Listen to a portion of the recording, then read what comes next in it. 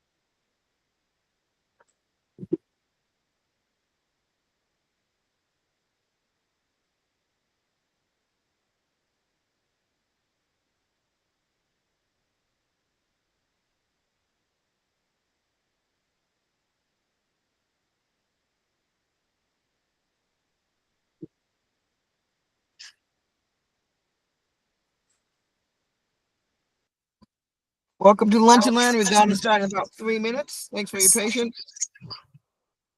You are in the right place to learn more about successful note investing.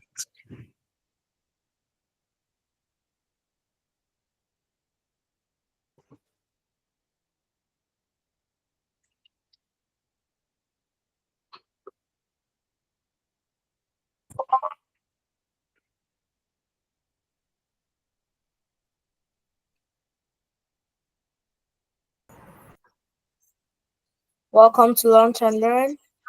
We will start 6 minutes after the hour.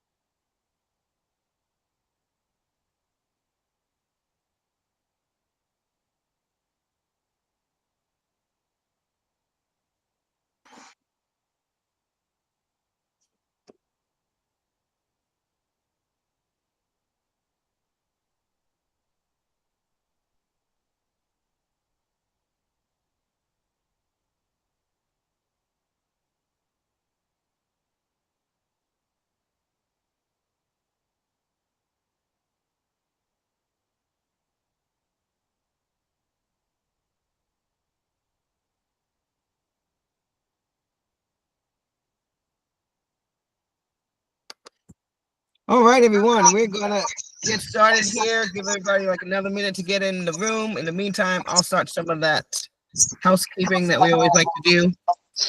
My name is Jasmine Lavoie. I am the founder of the NAP Private Equity Club. We are on year 15 of investing together, many of us here. So I really just want to take a moment to thank you guys for being part of the journey that we're all going through together, including myself. I'm out here in the car in Los Angeles meeting with one of our NAP Nation members because that's what this is about, right? Hands-on and making sure that we all, we actually enjoy hanging out with each other. So I can stop trying to make up things. We just want to have that's one thing that's unique about us. A lot of us hung out at the comedy club last night. If you were not around, we have something called Comedy in Capital, which is what we do every 2 months in Escondido at a very swanky winery up hidden in the hills. So we encourage you guys to come out and check us out if you're ever in San Diego. It's a fun time, but just imagine having investors with like mind and most importantly, like sense of humor. So we've all been to some of those meetings where it's really stiff and you're like, is there anybody who has life in their blood? They are all at our meetings, okay? And that's where all the fun guys are. So anyway, we encourage you to check out our meeting.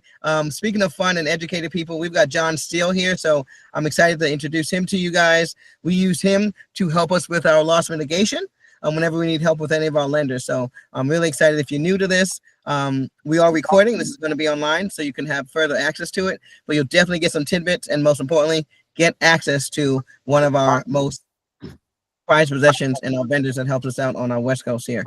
All right, what are we doing? We're good on time. Let's go through some, let's see, how do I switch the screen? Here we go. All right, real quickly, can you guys see the screen okay? Let's see if Tiffany can come off and let me know. Tiff, can you hear me? Yeah, I can hear you. Perfect. You'll be my check-in person real quick. Just so you guys know, introduce you to Tiffany. She is the new trade desk manager for the NAP, the Note Assistance Program. And so you'll be working with her to collect, get all your deals done. And a quick celebration to her because she just closed her first deal, 2 days ago? So congratulations. Yeah, thank you guys. Congratulations. Thank you. Thank you. Out in Oklahoma. So we're doing things all over the place. So my question to you was, can you see the screen? Like the general disclaimer that it's on right now or what? No, can't see the screen. All right. So that's what I need to know. I'm just presenting to myself. Let's try it again.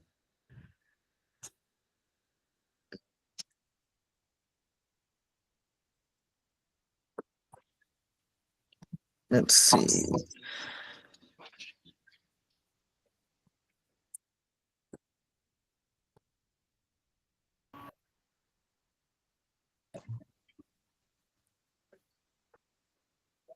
And perhaps if I do this, it'll make it now I can. Now you're good.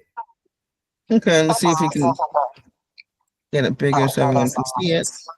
There you go, right? Yes, perfect. All right, wonderful. So we're going to get started. We are recording this. Irene, as people come in, feel free to let them in. But welcome to the Lunch and Learn. We do this every month, and we have for the last 13 years in a row. So you can always count on us to be here for you. That's just what we like. We know that consistency is key. And it also, in my opinion, speaks volumes to the community for being able to last this long. A lot of, communities up and come, and the gurus are gone. We're not going anywhere because this is what we love to do. So, full disclosure, we've got our attorney here. So, due to the nature of his job, I'm sure he's going to have his own disclosures, and he knows how to handle this. But with that said, our expert speakers are here to educate you. And so it's critical that you can trust but verify everything, and then also speak with them directly to see how the information they give here will actually pertain to your unique situation. All right. So I want to put that out there. If you've been part of this community for a while, we have a code of conduct, not necessarily to put it out there, but for a lot of outsiders, we treat each other with respect. And we don't really have much tolerance for disruptions around here because we're all here to learn. But I don't think we have that problem. So I'll just leave it up for a second and then we'll move on. What is that? My phone's eavesdropping on me. It just started talking. That's so hilarious. Wow. All right. So you can find us online if you want to further connect with us. One of the benefits of that is that we do post often our links so that you can join us, just in case you haven't gotten it. You can also text us to get a text message of when we're going to be around. I know everyone's busy, but you can follow us on these numerous platforms to keep up with us and find out about some of the successes of our members. Any special announcement? Last, for those of you who don't know, Oh my goodness. did I get a, yeah, so like I said, we love to have fun together, right? And so for those of you who don't know, we like to do 5Ks. And when I first started, we did them for the first 10 years. Pandemic happened and slowed us down. We're getting back on the train because we love energy and momentum. So one of my favorite runs is this night run. They are going to have one in Orange County, trust and believe. We're going to be at that one as well. And any other one that I can get to, but it's a fun and good time way to get our blood pumping. Tiffany did this one with me just to get things going, right? Before she started at the trade desk, and that momentum is real. She's been riding it since. So yeah, that's just the type of community, all right. We not only do we believe in the actual value of getting things done, but that momentum behind it, that stuff, that intangible stuff, right? And that's why we stick together, so we can motivate each other to the next. So anyway, Tiffany, thanks for coming out with me. If you're a NAP Nation member and you see any of these events going on, you're either going to get in for free or you're going to get a discount, right? Because that's the benefit of being part of this. So anyone who wanted to come for any of our runs, just let us know. As long as you're a member, we'll go ahead and comp you so you can get out there and join us, all right? Hopefully that's fair. And we look forward to having you at our next one. Yes. You want to take a screenshot? These are the list of our next meetings. I can't believe how far we are along in this year. So our next one is going to be for the Lunch and Learn is going to be, what is it, May 27th. No, that's a scrape the tape, excuse me. Lunch and Learn is May 29th. So if you're not aware, we do 3 online meetings a month. One's Coffee and Notes. That's the first Saturday of the month. It's just where we sit around a virtual water cooler, just kind of talk about our experiences. It's an opportunity for me to be available for members of the community. I never want anyone to think they don't have they don't know how to get in touch with me, right? You can always find me. First Saturday of every month here, just free for you to pick my brain for an hour, and also to share stories, because that's how we learn from each other. Scrape the Tape is where we actually go through inventory. A lot of people love that because not only do they get to showcase their skills and end up finding joint venture partners sometimes, but it also supplements education for those of you who are actually trying to fine tune your due diligence. So I encourage you to stop by Scrape the Tape. I go through live inventory. Everything there is for sale. And it also, as I said, gives you an opportunity to see how other people are doing their due diligence and what they may be seeing that you may not see in a deal. And then, of course, you're on the Lunch and Learn right here, and where we're going, we always have a speaker to come and tell us a little bit about their level of expertise and educate us for things that we may come things that we may cross our paths when we're doing our deals. This is so you can opt in. Most of you know you can text 855-541-6683 to opt in and get added to our list so you can know about our events. But without further ado, let's get in and introduce John Steele. He is the managing partner of Steele LLP and is a trial attorney with over 30 years worth of experience litigating in state and federal courts. So again, one of the things that we pride ourselves on here is sharing our Black Book of Resources. Many people would keep this man to themselves, hidden, because of the level of experience he has, and just for fear of him not being available when we call. But we come from a place of abundance, and it's very important that you guys all have access to the teams that make not only small individual investors like us, but this guy works with a lot of big banks and institutional investors. So you need and deserve that level of expertise working for you. His expertise includes commercial litigation, mortgage, banking, securities litigation, employment and trade secret matters, as well as real property disputes. John, I want to let you go ahead and take it from here. We'd love to hear a little bit about from where you're from. We are a personal group. You never know, somebody might have went to your same alma mater, but yeah, no, thank you so much for coming. And then also, before you leave, let them know that Kevin will be at the in-person event in Orange County, but welcome. Sounds good. Thank you, Jasmine. Thanks for having me today. I really appreciate it. I have to admit that attorneys do not usually get introduced as fun people, but we are. And I love the vibe of your group. Like, exactly, out running, going out for wine. Count me in. It sounds great. I often tell people that I am a serious attorney, but not necessarily a serious person. I take my job very seriously. I take my responsibilities to my clients very seriously. And quite frankly, I'm a litigator, and I love the competition of it. I love the fight, and I love to fight for my clients. But outside of my practice, I love being outside, love the outdoors. I'm a big sports enthusiast. I'm a Brady Bunch. I remarried a couple of years ago. We have 6 kids, 3 who are out of the house and older, and 3 who are still, well, one's in college and then 2 still in the house. So good times around my house. As Jasmine said, so I'm an attorney. Thank you. I've been a litigator for 30 years. Most of my practice is focused on representing mortgage lenders and mortgage servicers, institutional investors, individual investors, Fortune 500 companies, and companies of all different sizes in litigation matters in state and federal court. I have also done a lot of arbitrations and mediations. My litigation expertise really primarily focuses on default servicing. So a lot of wrongful foreclosure defense, a lot of HOBAR litigation, Homeowners Bill of Rights. And we cover all of the statutes that typically get addressed or may come up in terms of lending. So it's the Fair Credit Reporting Act, the Fair Debt Collection Practices Act, Real Estate Settlement Procedures Act, the Truth in Lending Act, fraud claims, breach of contract claims, negligence claims, unfair competition. That's primarily what I litigate. And usually I'm defending those types of claims. I am the founder and managing partner of Steele LLP. We are an end-to-end default services firm, which means we basically handle anything in the default servicing chain. We do non-judicial foreclosures. We do judicial foreclosures. For most of the non-judicial foreclosures, we oversee them. We work with a couple of very, very good non-judicial foreclosure trustees in the state. They handle most of the foreclosures. We oversee the process. We do creditors' rights in bankruptcy. We have a bankruptcy attorney who specializes in representing creditors and most often lenders in bankruptcy. So they're available to help file your motions for relief from the automatic stay, proofs of claim, to challenge proposed plans. We also have an expert who does mobile home foreclosures. So if you ever need a mobile home foreclosure, she's probably the best in the state at it. It's a pretty specialized area of law. She's terrific. We do a lot of wrongful foreclosure defense. We do title curative actions. We do eminent domain and code violation cases. We have an eviction department that will handle evictions post foreclosure. We get involved with loan mitigation or loss mitigation and loan modifications. We do surplus distribution, which is the distribution of funds that may have been paid at a foreclosure sale that exceeded the amount that was owed to the lender. On occasion, we'll do commercial receiverships, where we'll seek to have a receiver appointed and put in charge of a company to help them organize and deal with their finances and oftentimes liquidate properties or other assets. We have offices here in California, Arizona, Nevada, and Washington. One of our attorneys is licensed in Texas, but we don't currently have an office in Texas. So we are in California, Arizona, Washington, and Nevada. And all of the services that we provide, we can provide in all of those states. So that's a quick background about me.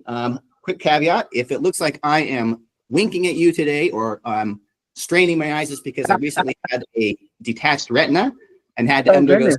have it repaired. So I can see nothing out of my left eye right now. So if I'm winking at you or it looks like I'm straining, it's just because I You're have not, surgery. so John, you're not getting fresh with me over here? I thought, come on, man. I'm just Well, messing with you. It may be, yes. Oh, So I you're have so a cute. eye patch, which Yeah, I I probably think should it's be an eye wearing. Yeah, but my kids started calling me Captain Cook at home, so I gave up the eye patch. I gave up the eye I patch. love the sense of humor. I love it. That's great. So we'll see. We'll see. So that's a little bit of background on me and about the firm. I thought what I would do today is kind of talk about really two different things, but they're related. First, I wanted to discuss sort of some best practices or suggestions for you to use in preparing your notes to go to foreclosure. My understanding is that most of the notes you purchased are usually second position or second lien notes. No. They're mostly first position. We're a first position crowd. Oh, good to know. Sorry about Good that. to know. Yeah. Mhm. So one of the biggest things I see, especially from individual investors, one of the biggest problems or challenges that they have is keeping accurate accounting on their notes. Mm.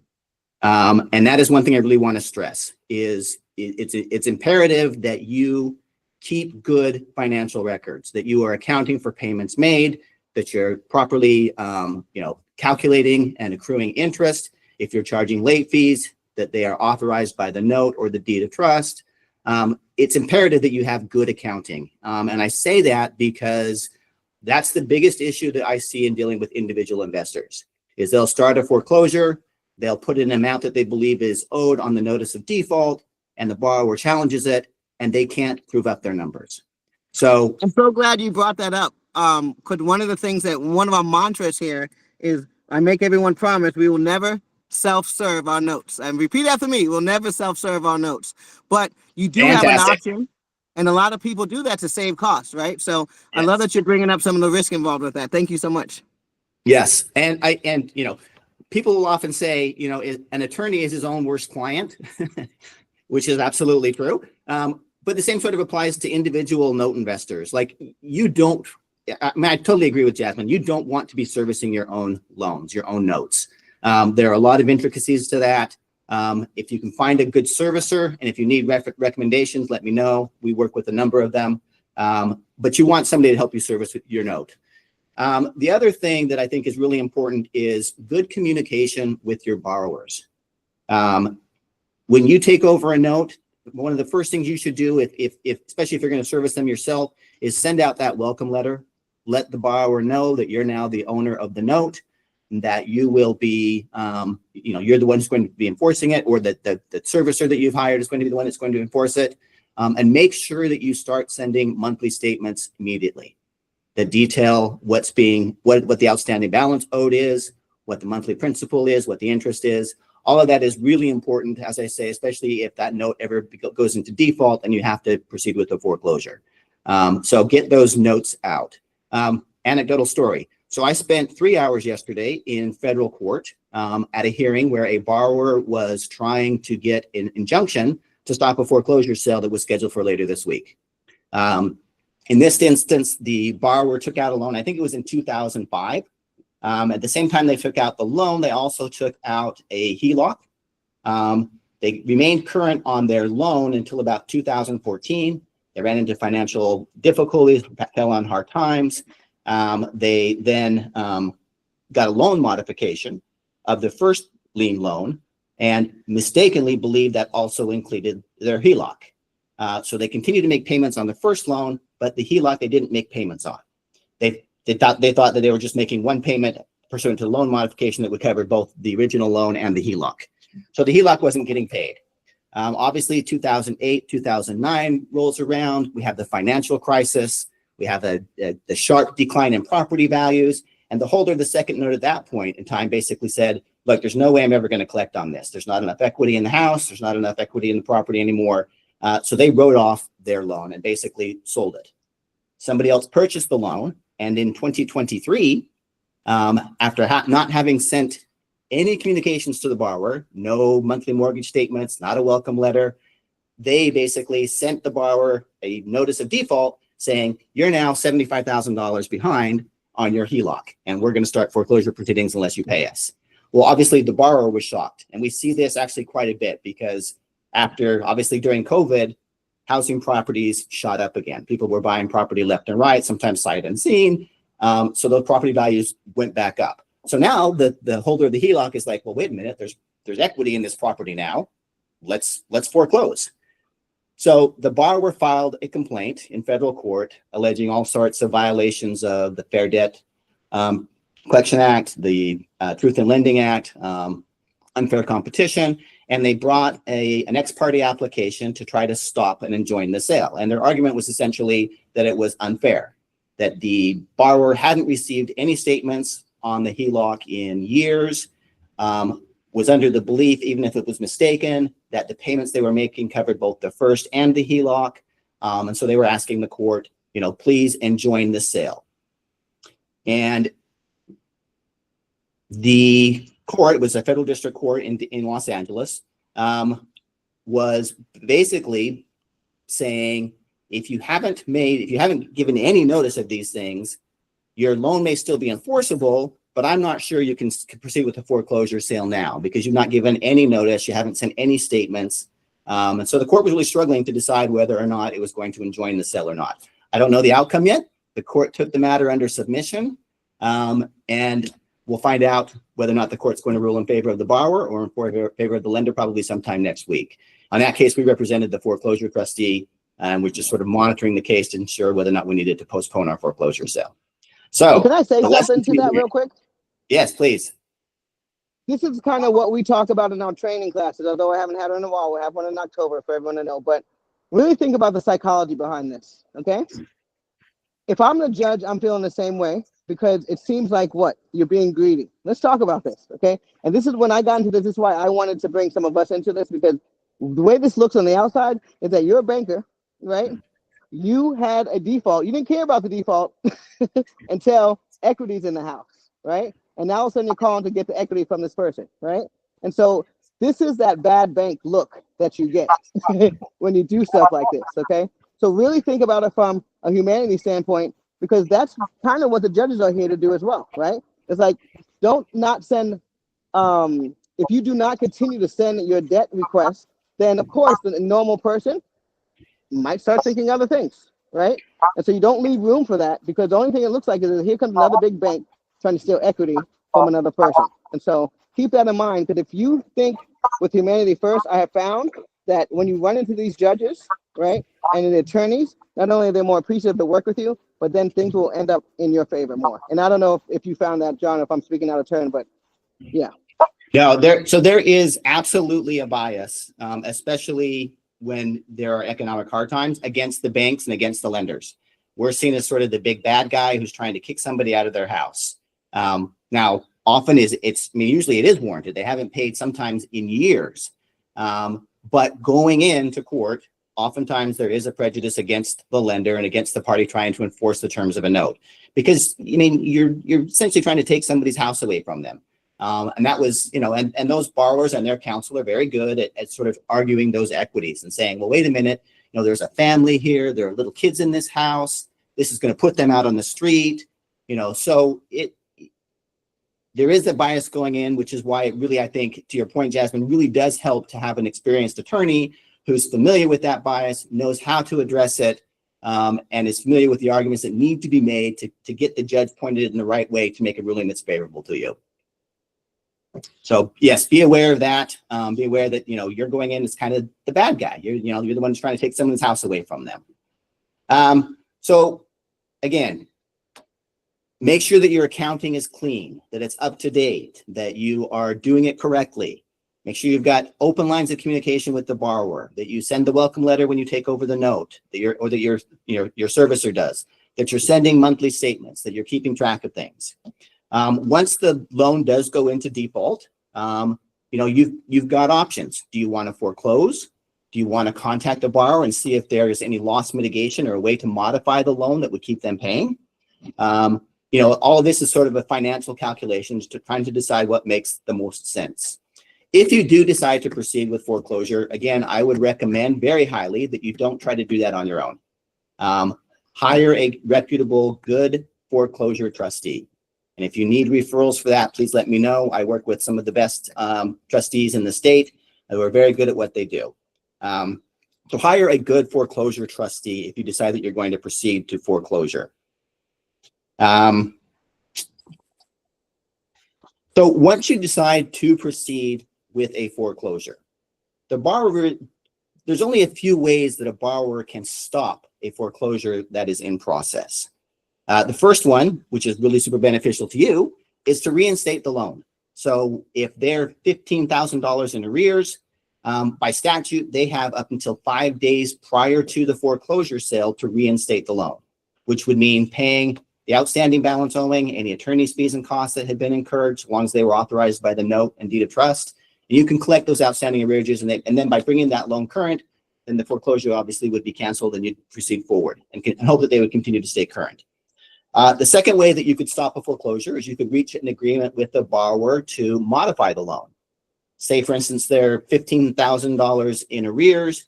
You know, you may make an agreement to take that $15,000, tack it on to the end of the loan, make it a balloon payment at the end of the loan, possibly modify the interest rate that's being charged, maybe extend the length of the loan. There are ways that you can try to work with the borrower to keep them in the house and get them to a point where they can make ongoing payments again. If those options aren't available, if one, the borrower is not willing to negotiate, doesn't have the finances or the money to necessarily reinstate the loan, then oftentimes what a borrower will do is file for bankruptcy protection. And once a borrower files for bankruptcy protection, you must immediately cease all efforts to try to collect on the loan. And typically what we advise our clients is once a bankruptcy has been filed, immediately contact an attorney to get involved and to represent you.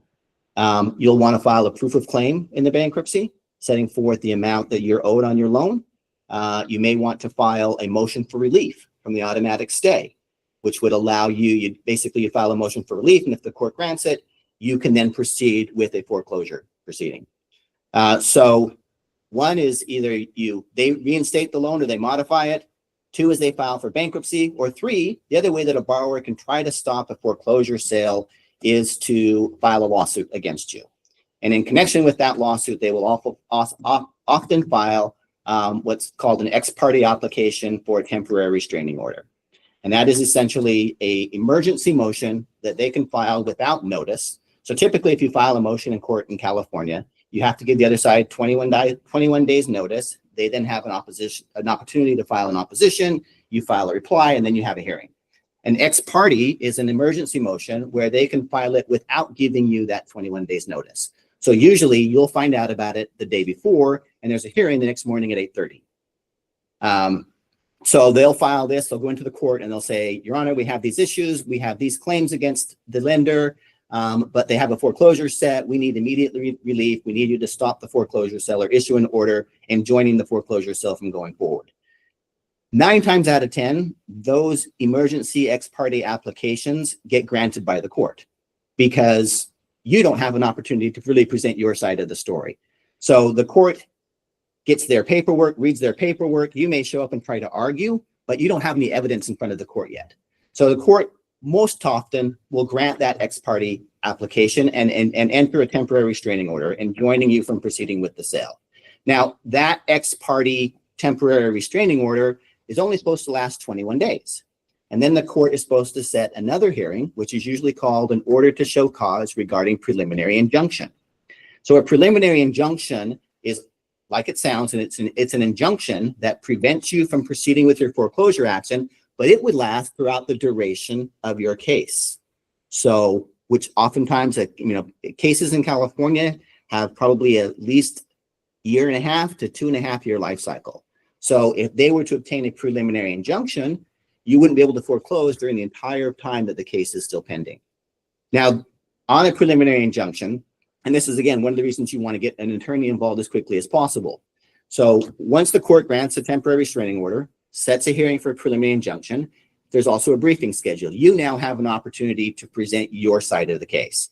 So you want to quickly get with your attorney. You want to marshal the evidence to show that, so in order to get that preliminary injunction, there's two things that the borrower has to show. They have to show irreparable injury, which is not hard. I mean, there's pretty clear case law that losing your home isn't irreparable injury.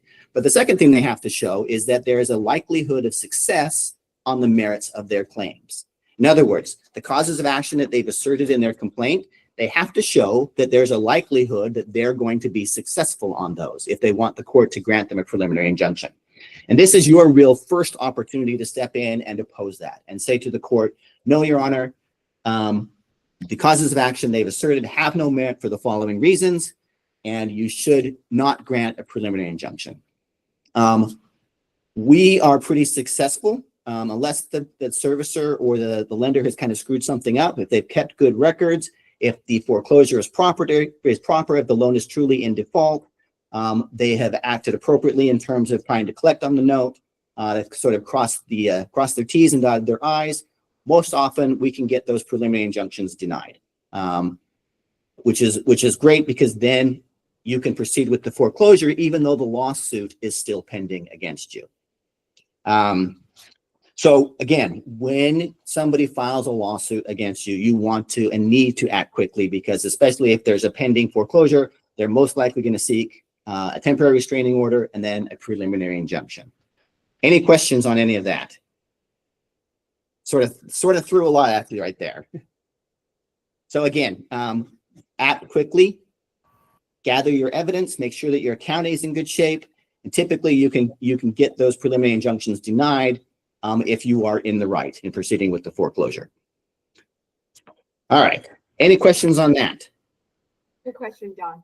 So yes, during the preliminary injunction, if us, me as I as a lender can still proceed with the foreclosure, then it happens concurrently. You can still proceed with the foreclosure while there's a preliminary injunction, like, or no, you cannot. So a temporary restraining order, which they do on an emergency ex parte basis, is just that. It restrains you from selling the property, for proceeding with the foreclosure.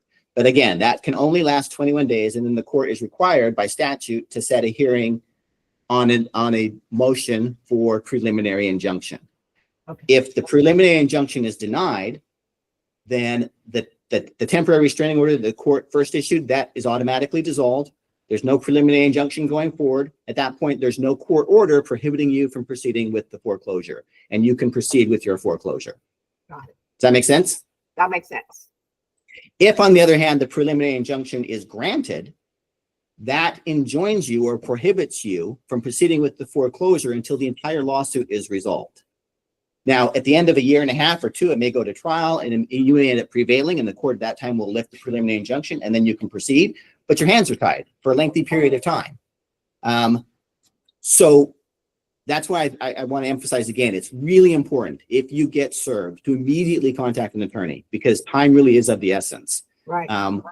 And you need to act quickly to gather all of your information, gather all of your evidence, and be able to present your case to the court rather quickly. So hire your attorney quickly, get them all the information they need to prepare an opposition. Hopefully you can defeat that application for a preliminary injunction, and you can proceed forward with your foreclosure. Right. So the 21 days, if they don't do the injunction, you're free to go towards foreclosure. Yeah. Yes, but again, that 21 days is so what will happen is there'll be a hearing set, usually around 21 days after the temporary restraining was issued. You'll have an opportunity to file opposition papers and to submit declarations and evidence to show the court that the claims that have been asserted against you don't have any merit. Right. And then once the court makes that determination, if the court grants the preliminary injunction, it's in place through the entire case. If the court denies the preliminary injunction, you can go forward with your foreclosure sale. Yeah. Now, the other thing that's kind of important here is that if you do decide to proceed with the foreclosure sale, if you're in first position, you're subject to the Homeowners Bill of Rights, which is a series of statutes in California that provide protections for homeowners. And this was primarily a result of the foreclosure crisis in 2008, 2009. The legislature instituted a number of kind of hurdles that you have to go through before you can proceed with the foreclosure. Those start with an obligation to reach out to the borrower and explore the borrower's financial circumstances and decide whether or not there is any way for the borrower to avoid foreclosure. Oftentimes, you may get involved in loss mitigation, where you've obtained an application from the borrower, they provided you their financial information, and you're trying to assess whether or not the borrower has the means to continue to make payments timely in an ongoing fashion if you were to modify the loan. Like I said before, for instance, taking the outstanding arrears, tacking them to the end of the loan, maybe extending the length of the loan, possibly lowering the interest rate on the loan. Those are all ways that you can try to keep the borrower in the home. Part of what the Homeowners Bill of Rights says is that while you are reviewing the borrower for loss mitigation options, you cannot proceed with your foreclosure action. So you have to put the foreclosure basically on hold while you try to negotiate with the borrower to see whether or not there's any way you can modify the loan, or if there's no other way that if you get their application and you look at their financials and you simply say, there's no way they can afford this loan. I mean, even if I reduce the payments, or I reduce the interest rate, or I push the length of the loan out, there's just no way they can afford it. Then you might offer them a cash for keys deal, where you say, hey, let's shortcut this. We don't want to have to go through the entire foreclosure process. We'll give you some money to basically turn over the keys to the house. Those are other options that you can engage in, but you can't proceed with your foreclosure while you are involved in loss mitigation efforts. All right, any questions about any of that so far? All right. Obviously, if the preliminary injunction is denied, so you can proceed with your foreclosure, you still have that lawsuit that you have to defend against. So again, you're gonna want an attorney. You're gonna want an attorney quickly. You want an attorney upfront who can sort of walk you through this process, make sure that your interest is protected, not only to allow you to proceed with your foreclosure, but also to protect you and your company or whoever's made the loan against the allegations made in the complaint. All right. Brings back the days of 2008, 2009, working with loss mitigation. That whole mess is craziness. Yep. Yeah, and that's part of the reason that the legislature instituted the Homeowners Bill of Rights. Yes. So another new thing that you may not be aware of with respect to foreclosures is that there is now what is called essentially a post-bidding process. So ordinarily, when you go to a foreclosure sale, whoever bids the highest amount at the foreclosure sale, so long as it's above the credit bid, and a credit bid is the amount that you are owed. Let's say you're owed $500,000 and you decide to go to foreclosure. Your opening bid is that $500,000, and someone has to bid in excess of that in order to win the property. So let's say one person or two people show up to the auction. One of them bids $525, the other one bids $550, and that's where the bidding ends. So there is a winner at the auction who is going to pay $550,000 for the property. Now we have to deal with what's called SB 1079, which is a post-auction process. I think what happened in 2008 and 2009, there were a wave of foreclosures, and a lot of those homes were purchased by investors, and the legislature was concerned about that. They said, well, look, we want our citizens, we want our people to be able to buy those homes. Right. So what they did recently was they instituted this post-auction bidding process, and eligible bidders can submit a notice of intent to bid and then a bid after the foreclosure sale has already occurred. And if they satisfy the elements of being an eligible bidder and they bid more than the winning bidder at the foreclosure auction bid, they can then win the property. There are basically three different types of eligible bidders. The first is a prospective owner occupant. So it is somebody who essentially says, I plan to buy this property for myself to live in it. If a prospective owner occupant is the winner at the actual foreclosure sale and they've submitted a declaration establishing that they are a prospective owner occupant, then they win automatically. If they are both a prospective owner occupant and the highest bidder at the sale, then they win. So first right, Right. Let's say they didn't go to the sale, but there's someone who's interested in purchasing this property to live in. They can submit to the foreclosure trustee. Basically, it's a declaration attesting to the fact that they meet the requirements for being a prospective owner occupant. Essentially that they intend to live in the property, they will occupy it for at least a year. There's some other requirements in the statute. If they submit, so let me go back to who the eligible bidders are. So the first one is a prospective owner occupant. The second one is tenants. So if there are tenants in the property who may not own the property but are renting there, they have the right to submit a post-auction bid. And the third primary category is essentially a 501c3. So if you are a charitable corporation that is involved in providing housing to lower income individuals, you also have the right to bid after the foreclosure sale to try to win the property. So all of this, your PEMCO guys. I'm sorry, what was that? Jasmine's there. This is the PEMCO, one of the funds. Anyway, I don't know if she's on, but yeah, they were talking about SB 1079, right, where they can go into private bid before the public auction or something. Yes. So essentially, when a foreclosure trustee goes to sale, they have to post on a website what the results of the auction were, so that people can know. Okay, like this looks like it's a property in East LA. It's worth $750,000. We think at auction it sold for $500. Is this a property that I want to try to submit a post-auction bid on it? Am I a tenant? No. Am I a prospective owner occupant? Maybe. Do I have a 501c3 that's involved in, basically housing for, providing housing for lower economic individuals? Then you would have an opportunity to bid. So you have 15 days after the foreclosure auction to submit what's called a notice of intent to bid. So you would submit basically an affidavit or a declaration to the foreclosure trustee within that 15 days saying, I intend to make a bid on this property.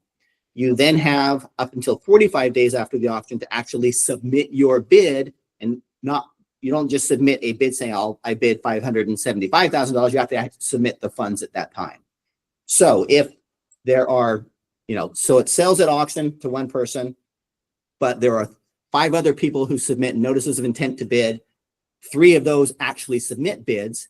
Whoever submitted the largest bid or the greatest bid prior to the 45 days would then be the winner of the property. So those are some additional rules that have now been put in place in the foreclosure process that have kind of complicated things a little bit. So the person who wins at the foreclosure sale is not always the person who ends up with the property.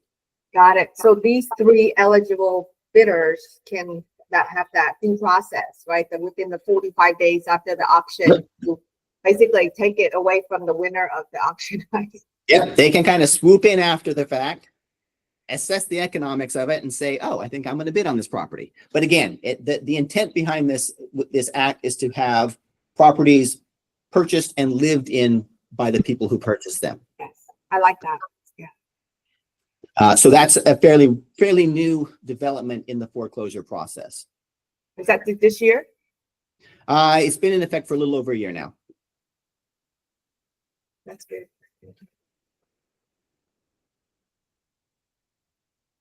Jasmine, how are we doing on time? This is great. Well, hold on one second. My I will. not working. We I have will. 15 minutes, right until 1 o'clock.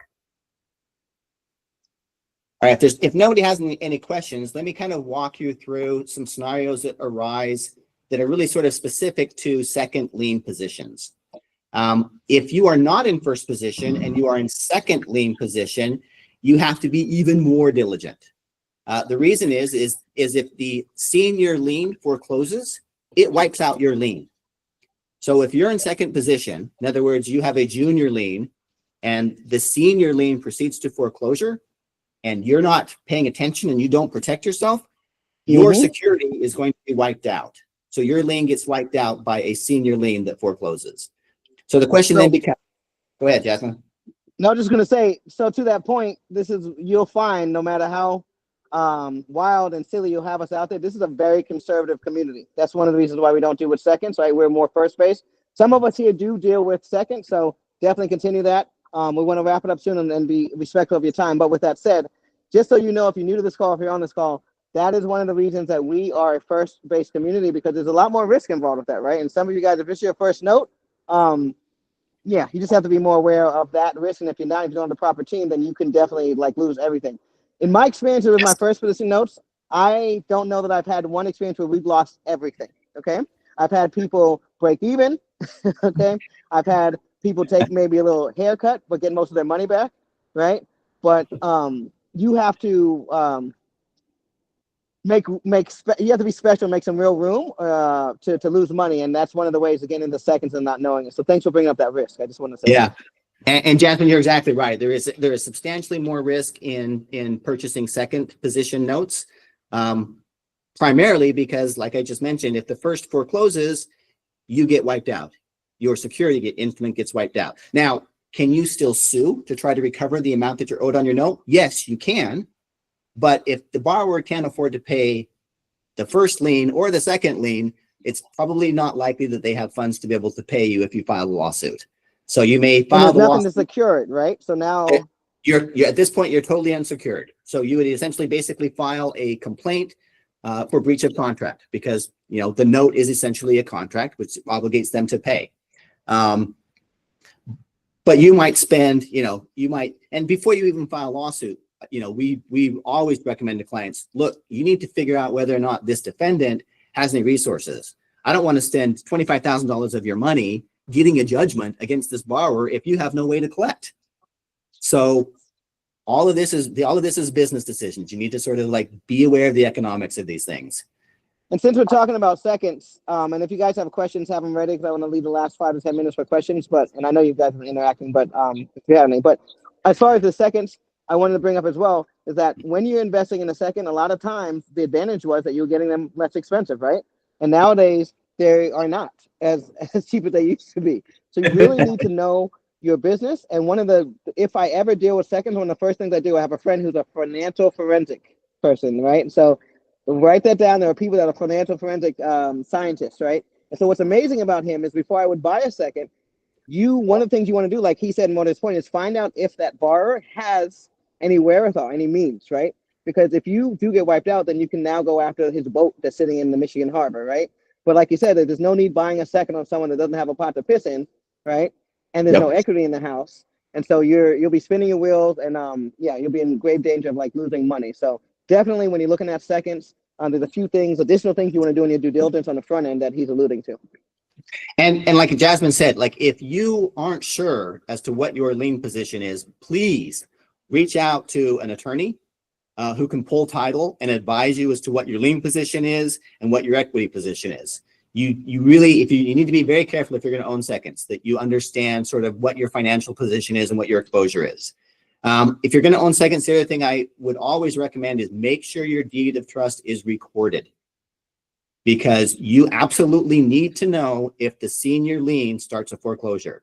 If your deed is recorded, then by statute, the foreclosure trustee is required to provide you notice. In other words, you would get a copy of the notice of default, which is the beginning of the foreclosure process.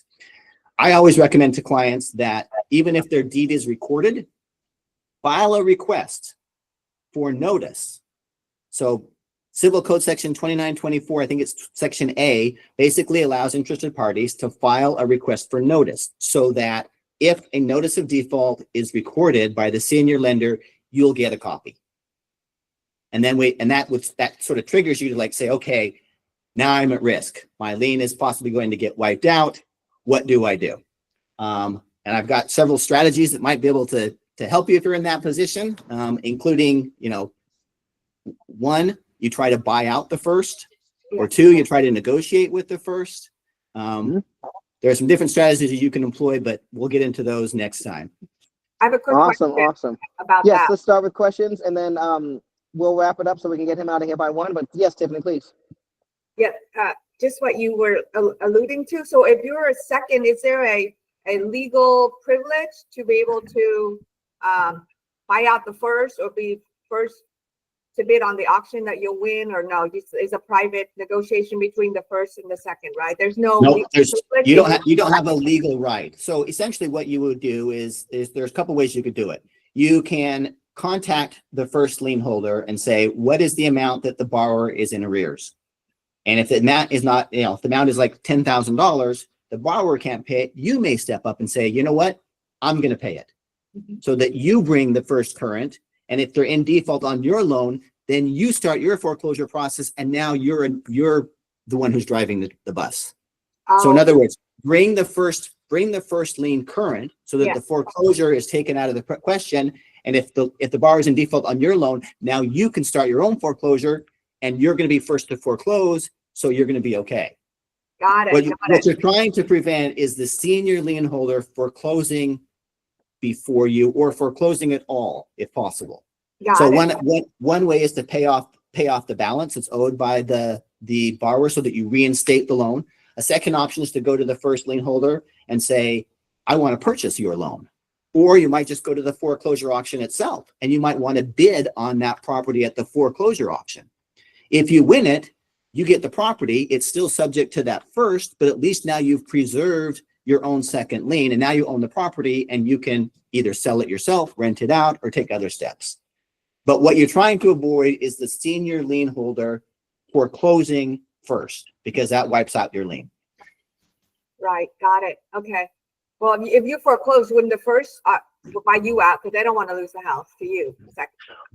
No, well, so if you foreclose and you end up, the property reverts to you, you now take that property subject to the senior lien. So now it's your obligation to pay pay the senior lien, or to make sure that it's being paid, or risk them starting another foreclosure. So oftentimes, and again, this is all, you always want to be looking at the property value and what is your equity provision, what is your equity position? Does it make sense to buy the loan? Does it make sense to cure the arrears? What's the cost going to be to me? Is it worth it in the end? How much equity is there? Exactly. That's what I was going to say. The only way that would make sense is you want to do the math up front. If there's equity, then you obviously want to do the foreclosure, right? So then the proceeds will go to the first, and then what's left over to you. Yes. So, yep. definitely appreciate your time here, John. Can you let them know how to contact you, and then tell them that they'll be meeting Kevin at the event, I believe, if that's what we decided? Yep. So Kevin, who is our marketing director, will be at the lunch on May 29th. Is that the date? We said it was May 29th, right? I'm hoping 17th. 17th. The 29th. Not one. Oh, all right. Never mind. I think it's the deal dungeon, which is the 14th, I think, of May. Either way, I'm scheduled to be in trial on May 14th. If it's that date, that I probably won't be there, but my marketing director, Kevin Masala, will be there. He'll be there with cards that he can give you our information. You can contact me by looking up Steele LLP. The office is located in Irvine. Our telephone number is 949-222-1161. And my email address is jsteele, STEELE, @steelellp.com. And like I mentioned at the outset, we operate in California, Arizona, Nevada, and Washington, and can do some limited work in Texas because one of our attorneys is licensed there as well. Thank you so much for having me today. It was a pleasure to meet you all. I look forward to joining one of your runs shortly. Yes, that was an amazing presentation. As mentioned, this will be out to everyone within the next 2 days. We're going to blast it out so you can slow this down and rewind it at your pace. And then, of course, building that relationship with this firm who may be, should you need them, your next attorney is going to help you with your loss mitigation. So let's get out there and build those relationships before we need them. We'll look forward to seeing you at the next deal dungeon. Thank you, Mr. Steele. Thank you. Thank you. Have a great week, everybody. Bye-bye. Bye-bye.